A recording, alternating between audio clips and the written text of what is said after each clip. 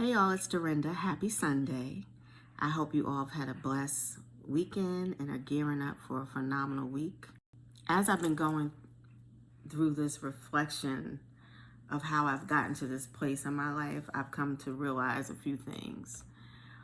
One, I've been playing myself small.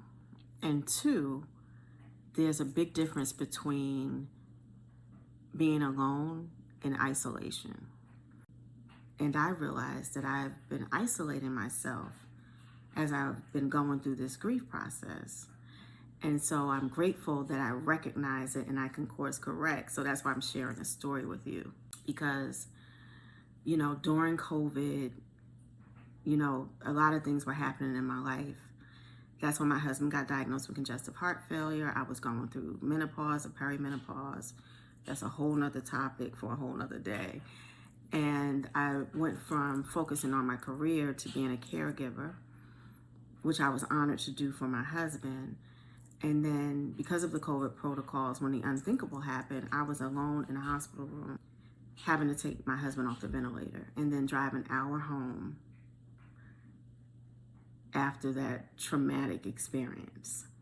And then I went right into survival mode, planning a funeral, trying to figure out the logical next steps for my life, downsizing my home, setting myself up financially so I didn't have a rent or mortgage, and giving my time to figure stuff out. But then I also moved 2 hours away from my family, which probably wasn't the best idea for me emotionally, because it allowed me to isolate myself and to be alone in this grief.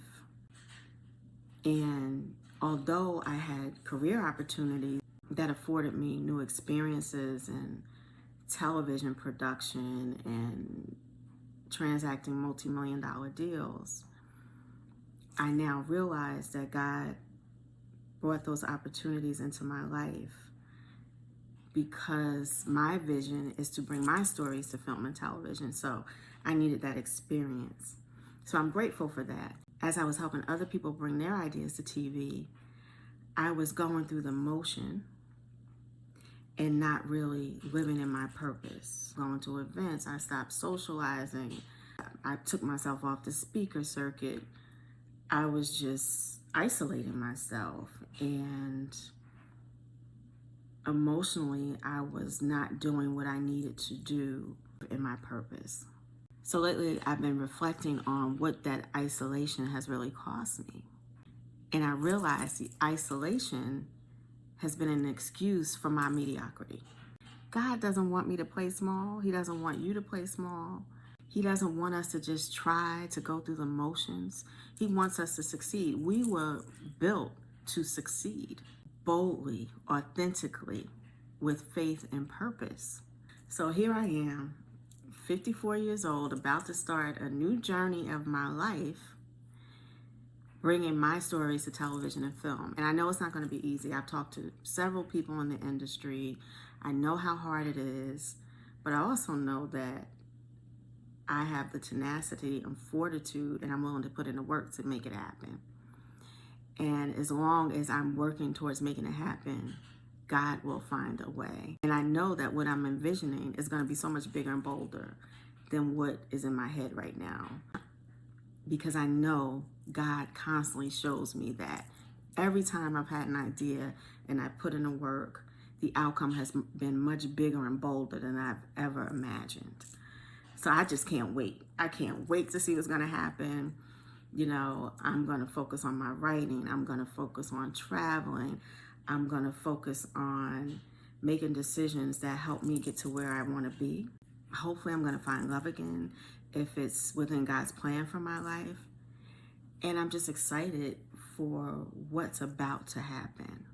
This is who I am, and this is what I am reclaiming. I was not meant to hide. I was meant to live bold. It is not God's intent for me to settle. I was designed to shine, and it's never too late to begin again with intention. So I'm sharing this message for anyone who's stuck in survival mode. You were meant for more than mediocrity. You were meant to live a life of purpose. You were meant to shine. You were meant to live bold and unapologetically. So I hope that blessed someone today. And if you can relate to that message, drop a note in the comments. And I wish you all a blessed week.